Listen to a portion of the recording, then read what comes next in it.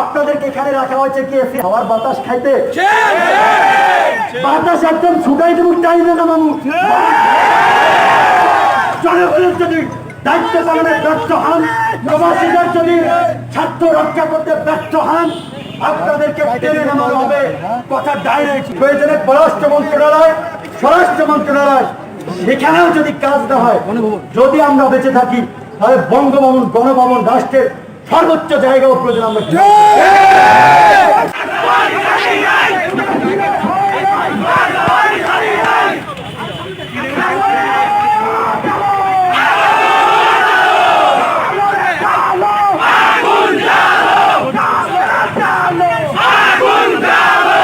সরকার কি করেছে? যে প্রবাসী রেমিটেন্সের এত গর্ব করেন, এই দুঃসময়ের মধ্যেও যেখানে রিজার্ভের পরিমাণ $34 বিলিয়ন, যেখানে জুন মাসে হাইয়েস্ট রিজার্ভ এসেছে, রেমিটেন্স যোদ্ধাদের কাছ থেকে একটা শ্রমিক বিদেশে যায়, জায়গা জমি, বউ, বাবা, মায়ের স্বর্ণ বন্ধক রেখেও অনেকে বিদেশে যায়।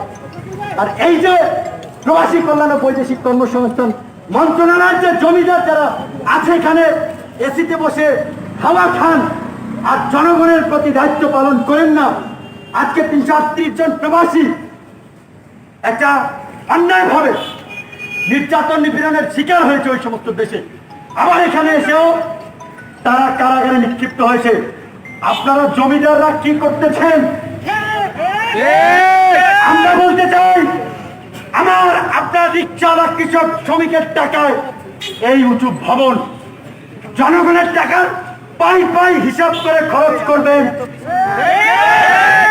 জনগণের যে বেতনের টাকাটা আপনার ছেলে মেয়েকে কানাডা, সিঙ্গাপুর পড়াইতেছেন, বিদেশে চিকিৎসা নিতে যান, একটু বিবেককে ভাববেন যে কেন আপনাদের বেতন দেওয়া হয়, বেতনটা হালাল করার চেষ্টা করবেন। হাজার হাজার কোটি টাকা জমা পড়েছে। প্রবাসীরা যখন বাইরে যায় তারা প্রত্যেকেই একটা কল্যাণ ফি দিয়ে যায়। এই সময় ইতিমধ্যেই বাংলাদেশে প্রায় 5 লক্ষ প্রবাসী দেশে এসে পড়েছে, আরো প্রায় 10 লক্ষ বিভিন্ন দেশে একেবারেই কর্মহীন হয়ে পড়েছে, তারা দেশে চলে আসা লাগবে। এই যে 20 লক্ষ প্রবাসী প্রায় দেশে আসবে, তাদের নিয়ে আপনাদের কর্ম পরিকল্পনাটা কি? আজকে যারা গ্রেপ্তার হয়েছে তাদের জন্য কেন ছাত্র সমাজকে প্রতিরোধ করা লাগবে? কেন আজকে যুব সমাজকে আইনজীবী নিয়োগ করা লাগবে? আপনাদেরকে এখানে রাখা হয়েছে কি এসির হাওয়ার বাতাস খাইতে? বাতাস একদম ছুটাই দেব চাইবে না মামু। জনগণের যদি দায়িত্ব পালনে ব্যর্থ হন, প্রবাসীদের যদি স্বার্থ রক্ষা করতে ব্যর্থ হন, আপনাদেরকে টেনে নামানো হবে। কথা ডাইরেক্ট। আমরা বলতে চাই, আমরা এখানে কোনো বিশৃঙ্খলা করতে আসি নাই।